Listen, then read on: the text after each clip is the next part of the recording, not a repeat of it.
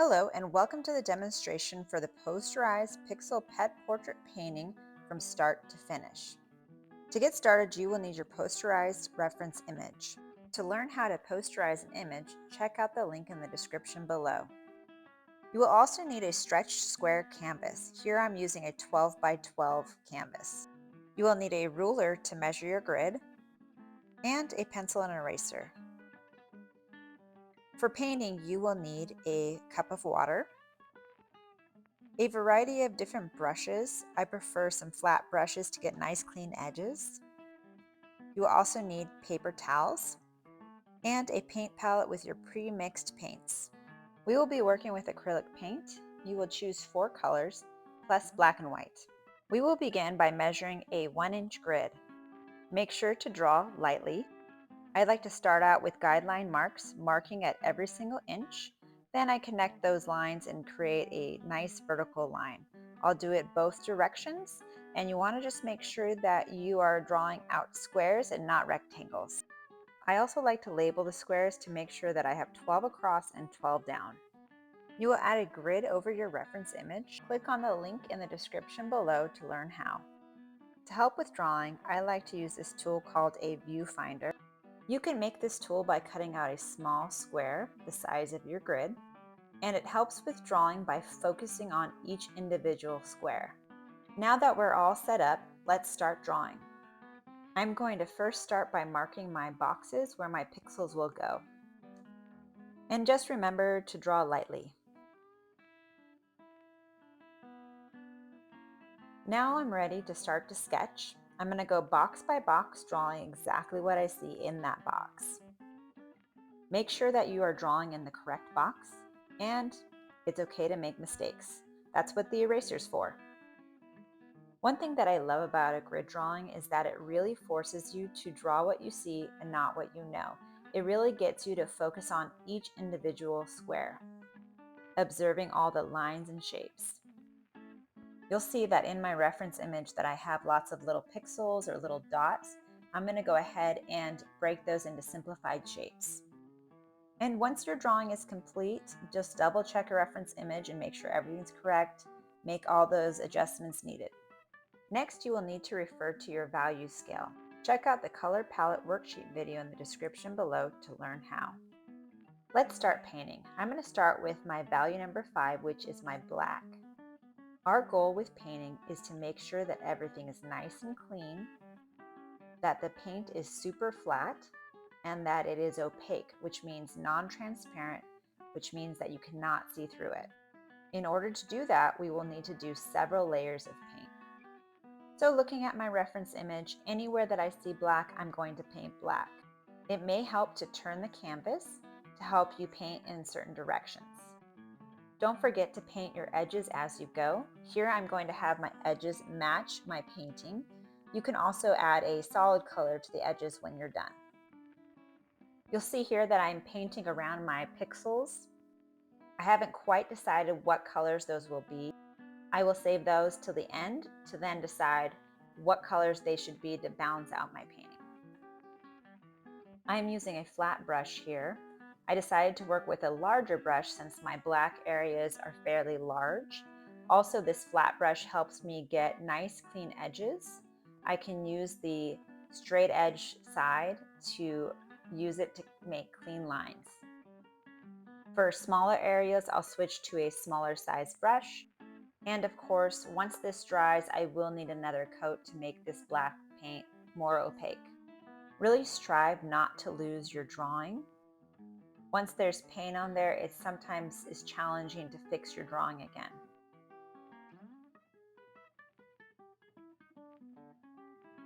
And you can see here that I've switched to a very small brush to get nice clean lines to help kind of define my drawing a little bit more.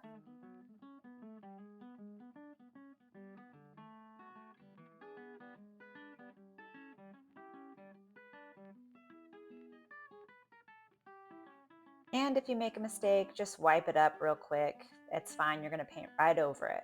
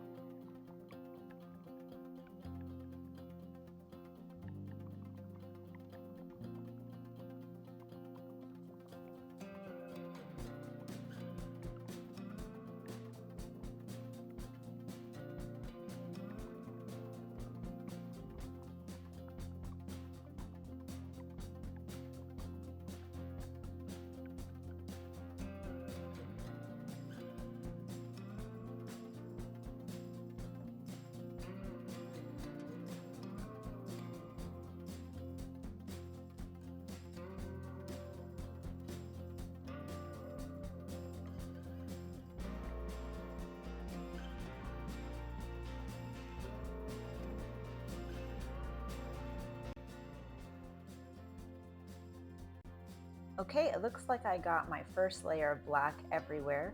I will need to go back in and do another coat, but for now, let's go ahead and move on to value number 4, which is this navy blue color for me. Again, I'm looking at my reference image, and anywhere that there's a dark gray color is going to be my value number 4. You can see here that I have switched to a smaller brush just because there's lots of little small details that I need to get around. And I even make mistakes. I was looking at my reference image and then I realized that I painted the wrong section blue, so I wiped it up and now I'm fixing it. Now you can paint over a color that you've put down that is dry, but I like to wipe it up if I catch it early enough, just because, with colors that are transparent, sometimes it's harder to cover those areas. And that's why it's so important to look at your reference image. As you go in with your next value, you might find values that you missed on your last value.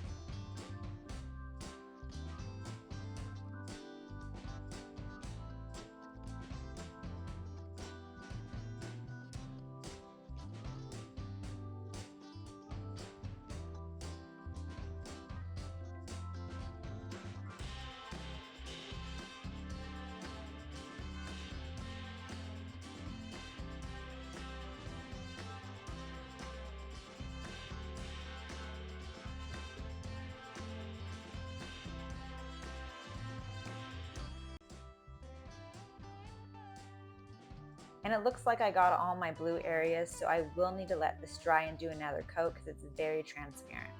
I'm going to move on to value number 3, which is my turquoise color, and in my reference image, it's going to be anywhere that there's a lighter gray.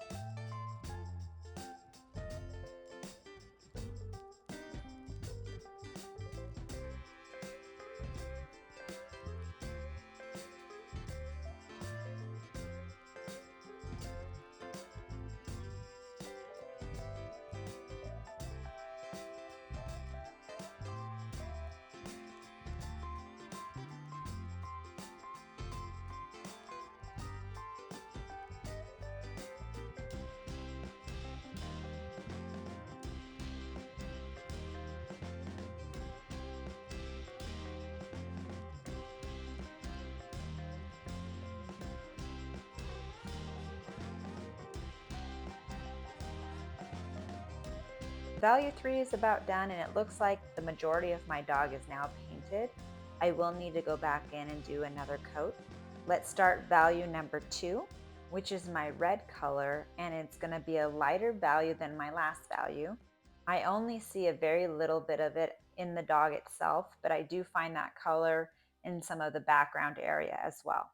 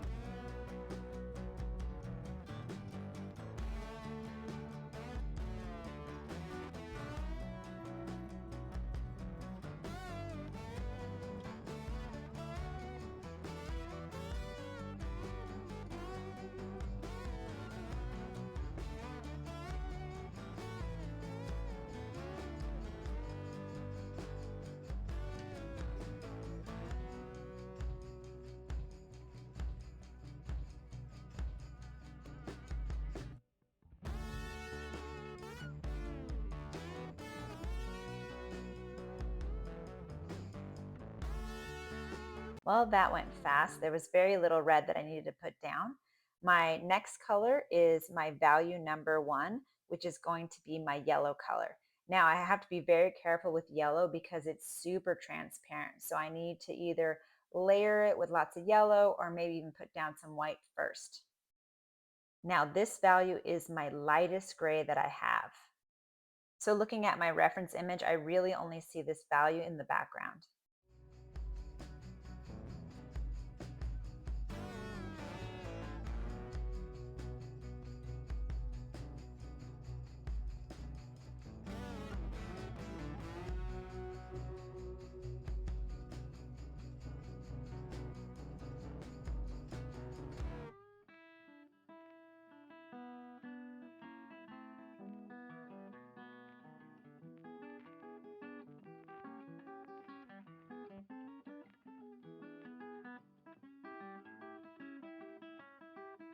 Okay, we're ready for our last and final value, which is white. So anywhere in my photo that's white, I'm going to put white down.